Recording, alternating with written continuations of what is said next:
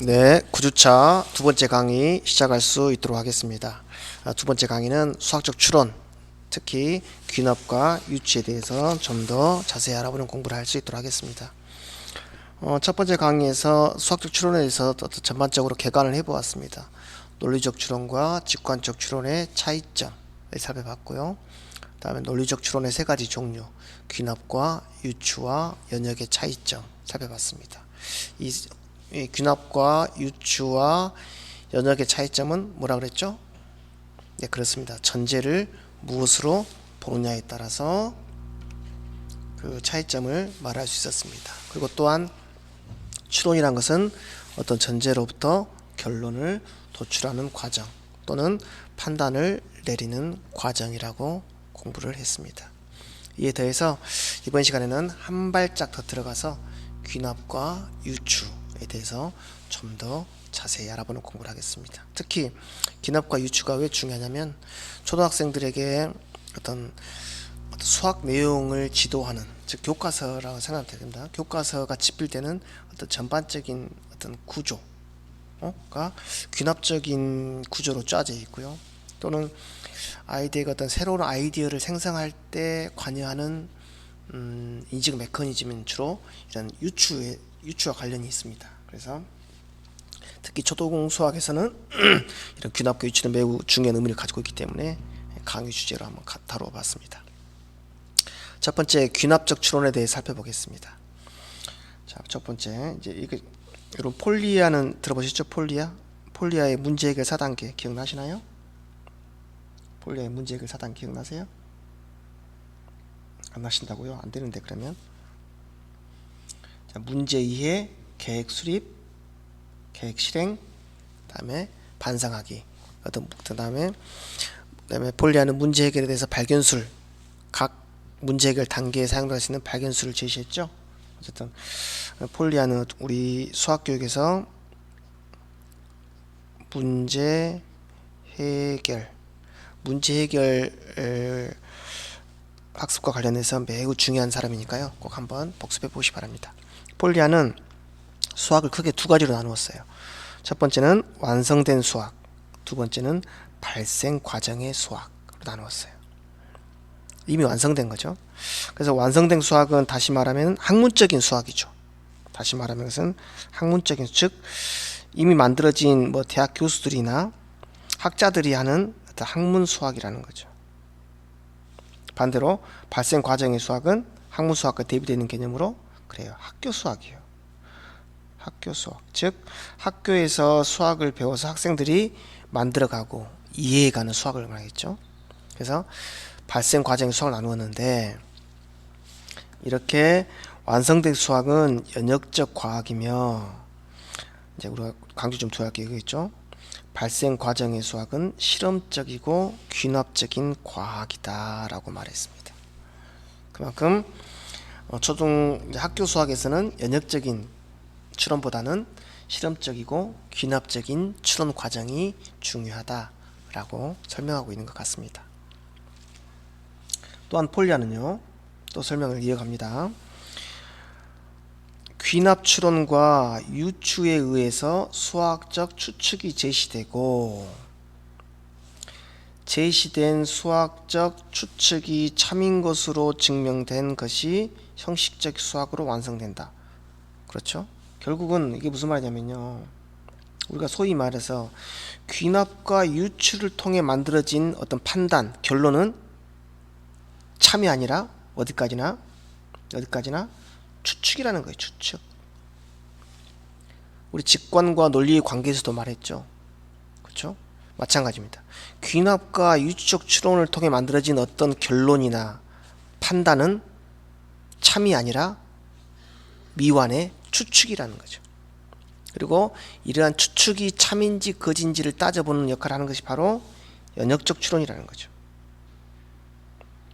그래서 이러한 맥락에서 폴리아는 귀납과 유추에 의한 발견적 사고와 수학적 추측을 강조했고요. 이렇게 귀납과 유추를 한데 묶어서 개연적 추론, 플러서블하다, 플러서블 리저닝이라고 말했습니다. 아시죠? 그러니까 귀납과 유추는 학교 수학에서 매우 중요하고, 귀납과 유추에 의한 유추를 통해서 만들어진 어떤 결론은 추측이며, 따라서 이 두 가지를 한데 묶어서 개연적 추론이라고 폴리아가 말했습니다. 이건 꼭 기억해 놓으시면 되겠습니다. 이어서 귀납적 추론의 의미와 과정에 대해서 살펴보겠습니다. 먼저 귀납 추론의 의미입니다. 귀납적 추론은 실험, 관찰, 측정, 구체적 조작 등을 통하여, 이게 중요합니다. 이제 첫 번째는 몇 가지 사례에 대해 어떤 명제가 참임을 보인 다음에 이 사례들이 속한 전체 범주 대상들에 대해 그 명제가 참임을 주장하는 것이다. 조금 어렵죠? 그러니까 어쨌든 지난 시간에 우리가 공부를 했지만은, 추론이라는 것은 어떤 전제로부터 결론을 도출하는 과정이라고 지난 시간에 설명을 했습니다. 그렇죠? 그런데 귀납적 추론에서 전제라는 건 뭐예요? 실험, 실측을 통한 구체적으로 통하여 몇 가지 사례들이죠. 사례들. 몇 가지 구체적인 사례들이 전제가 되는 거죠. 이것들을 통해서 어떤 일반성을 띤 일반화된 결론 또는 일반화된 판단을 내리는 것이 바로 귀납이라고 보시면 돼요. 아셨죠? 그래서 제가 처음에 말했듯이 전제를 무엇으로 보느냐, 그러한 전제를 통해서 어떤 결론을 이끌어내느냐에 따라서 추론은 구별될 수 있다고 보시면 됩니다. 한번 이 추론의 과정을 몇 가지 단계로 나누어서 살펴보고, 또 그에 해당하는 예를 가지고 한번 설명하면 이해가 될 것 같습니다. 자, 우리가 귀납적 추론의 과정을 단계별로 한번 살펴보겠습니다. 자, 첫 번째는요, 전제가 몇 가지 사례들이라 그랬죠. 그래서 첫 번째 기본적인 것은 몇 가지 데이터 또는 사례들을 관찰한 데서 시작합니다. 자, 예를 들어서 삼각형 내각의 합은 180도이다 라는 것을 한번 예를 들어볼게요. 그런데 반드시 귀납에서 이게 A 삼각형이라 합시다. A 삼각형. 이게 다음에 뭐 직각 삼각형 하나 만듭시다. 삼각형. 이게 지금 사례 1, 파란색으로 쓸게요. 이것이 사례 두 번째 사례, 세 번째 사례라고 하겠습니다. 그러면은 삼각형 내각의 합이 180도를 첫 번째 사례에서 쳐다보겠죠. 그런데 귀납적 추론은 뭐라 했어요?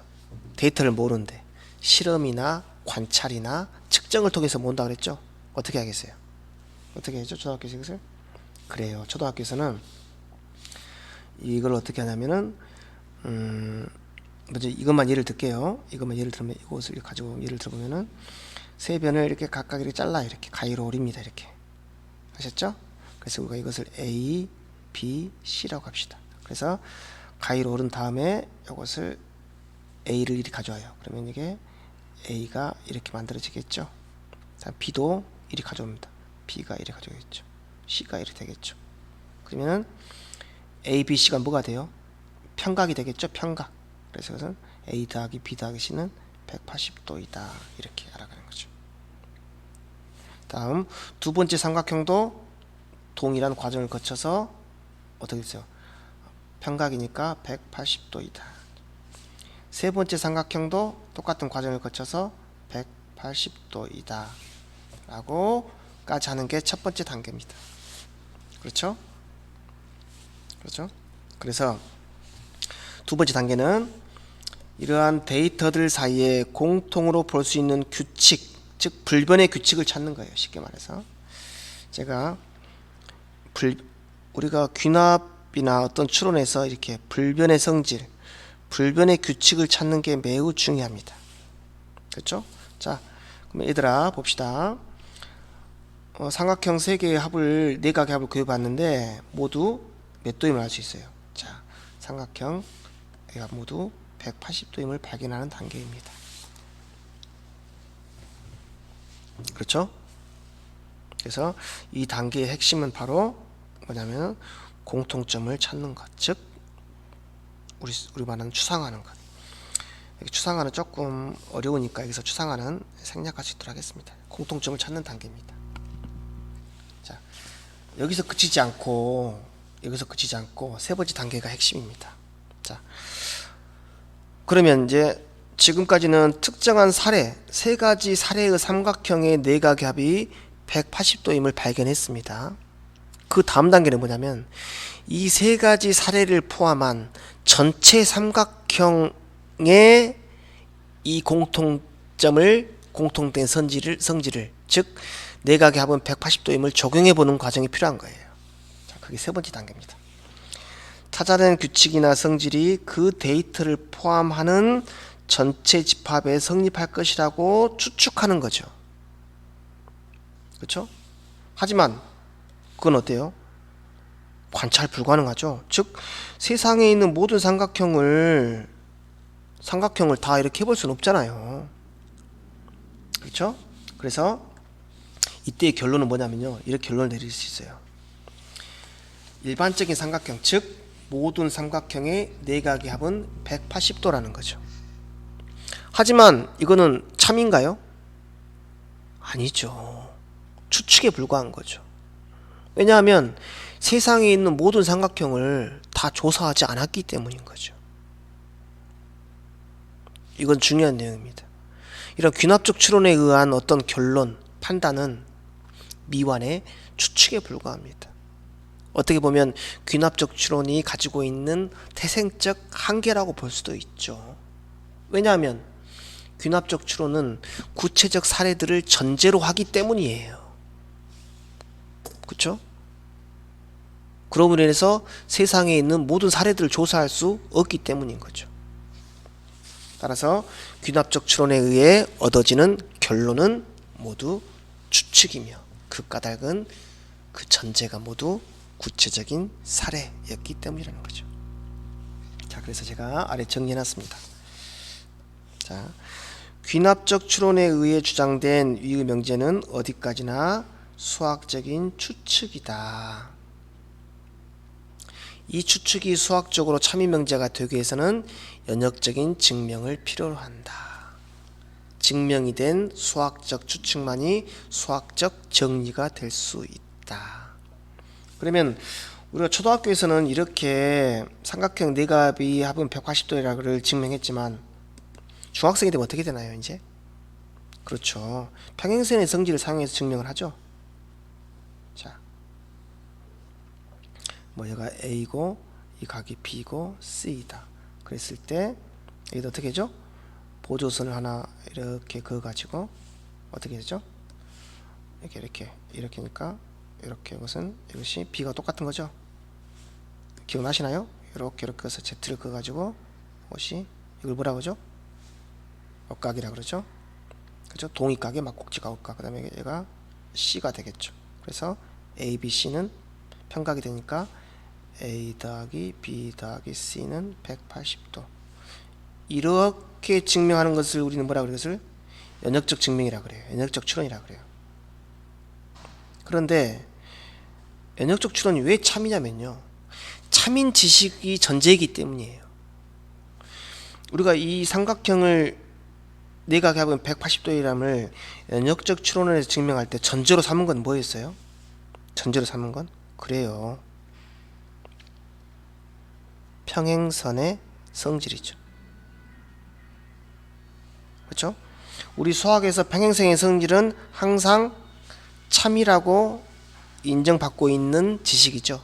그래서 참인 지식으로부터 귀납적 추론처럼 어떤 특정한 사례가 아니라 참이라고 인정되는 일반화된 성질로부터 이끌어낸 이러한 삼각형의 내각의 80도라는 성질 또한 참이라는 거죠. 그렇죠? 네, 이때의 과정이 바로 연역적 추론입니다. 그래서 이 과정을 다시 설명해 드리면은 귀납적 추론에 의해 추측이 생성되고, 그렇죠? 그 다음에 평행선의 성질을 이용한 연역적 추론에 의해서 증명이 됨으로써 그것들은 하나의 정리, 즉 참인 지식이 된다라는 거죠. 그러니까 반드시 귀납적 추론에 의해서 판단은 연역적 추론에 의해서 증명이 될 필요가 있다라고 이해하시면 될 것 같습니다. 네. 또 이외에도 귀납적 추론은 많이 있겠죠. 지난 시간 말했던 어떤 공식을 이끌어내는 과정들은 대부분 다 귀납적인 추론의 과정이라고 보시면 돼요. 아시겠죠? 또 뭐 하나 예를 더 들어보면은 어떤 예를 들어볼까요? 어떤 공식 예를 들어서 이분모 분수의 덧셈을 해볼까요? 이분모 분수의 덧셈? 아니 분수의 곱셈 해볼까요? 자 예를 들어서 분수의 곱셈은 몇 개 데이터를 모아야겠죠? 자 2분의 1 곱하기 3분의 1 어떻게 하나요?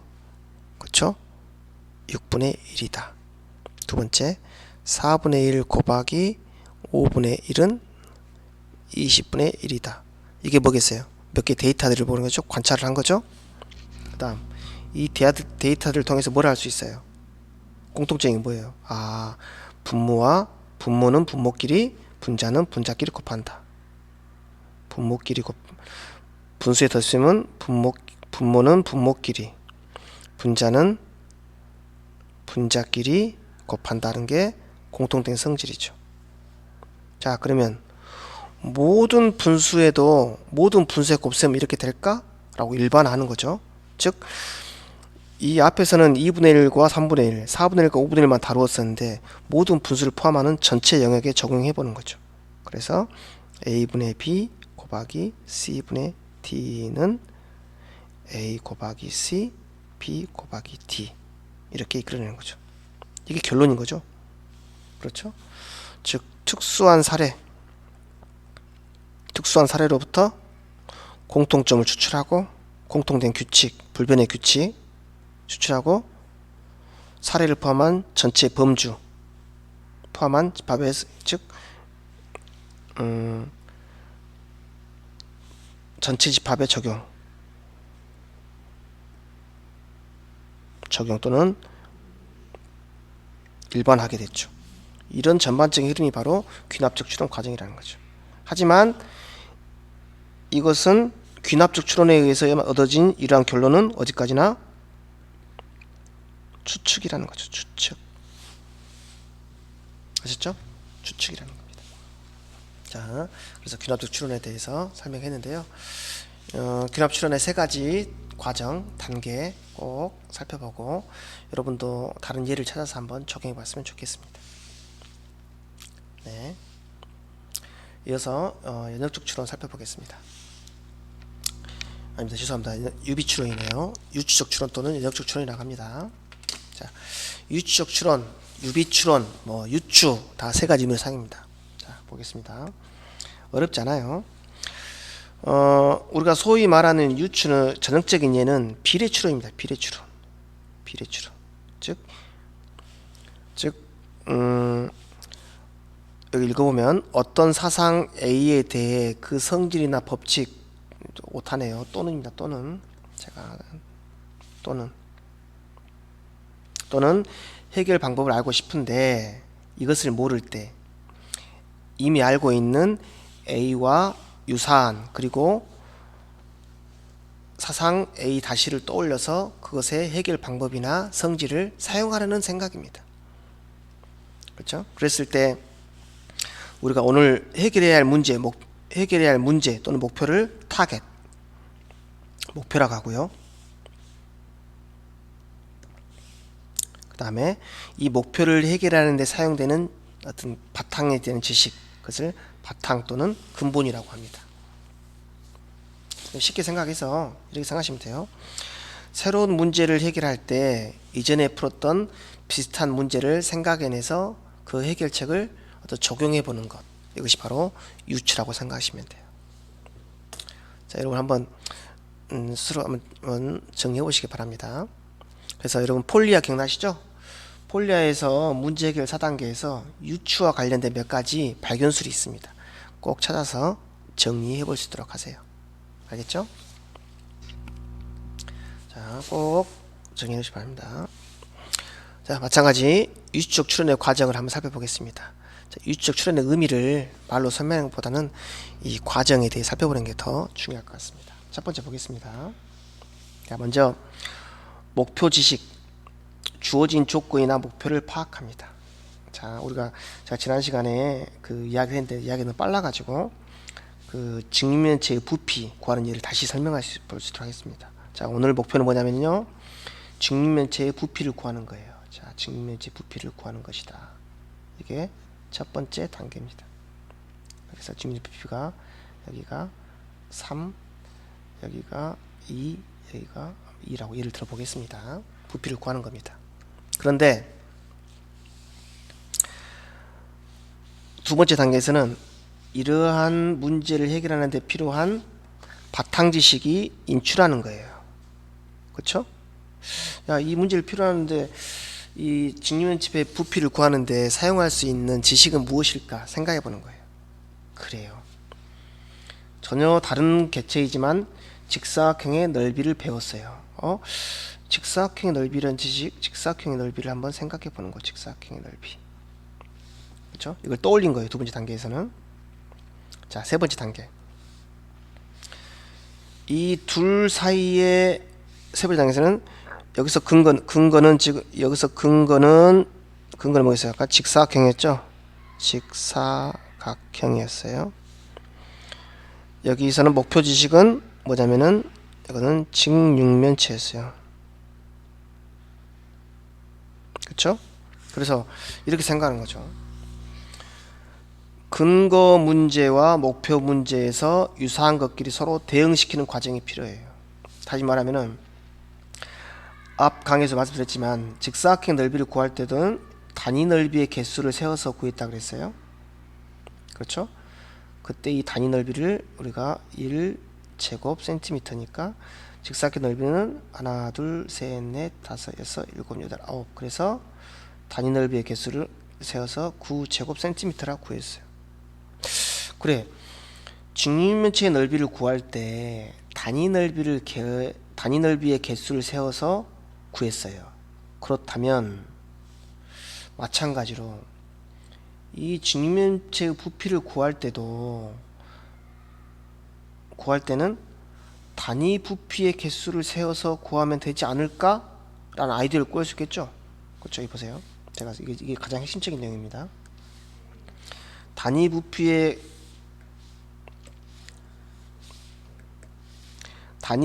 개수를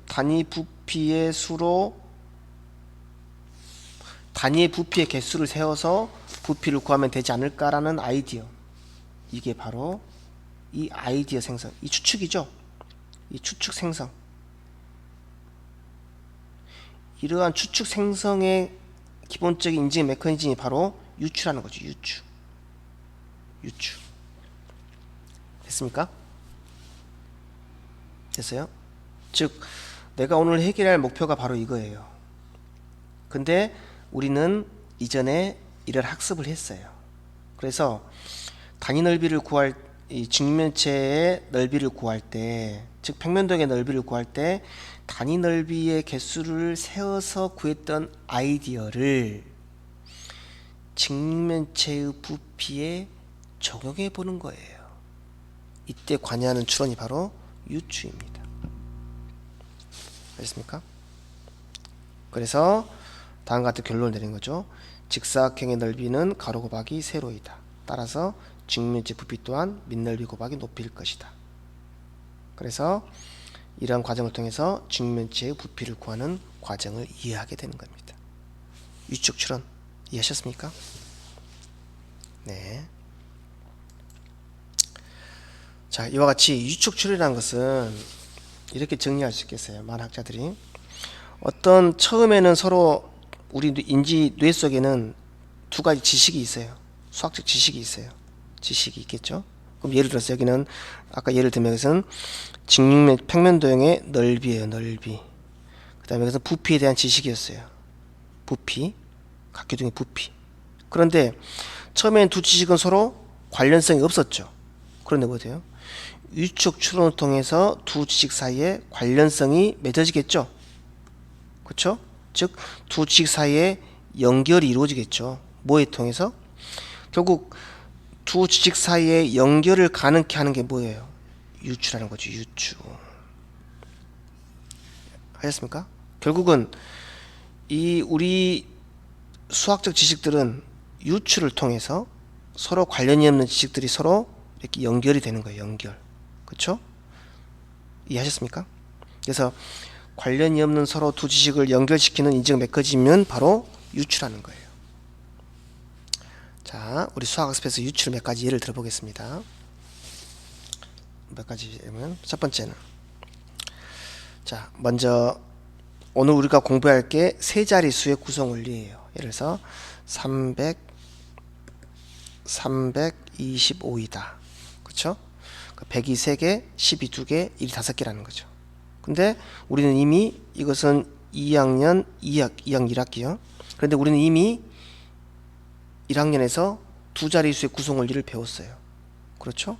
그러면 바탕 지식인 두 자리의 구성 원리를 이용해서 이것을 세 자를 이해하는 데 적용할 수 있겠죠? 적용하는 거예요. 적용. 유출한 거죠. 목표 지식. 오늘 우리가 풀어야 할 문제가 20 곱하기 30이에요. 그런데 20 곱하기 30을 구하기에 우리가 이미 알고 있는 지식 뭐예요? 2 곱하기 3이에요. 그래서 이것을 이용해서 이걸 풀 수 있겠죠. 결국은 유출한 것은 우리가 기존에 알고 있는 지식, 기지의 지식을 적용해서 어떤 새로운 지식을 구성하는 과정에서 필수적인 겁니다. 아셨죠? 이렇게 이해하시면 될 것 같습니다.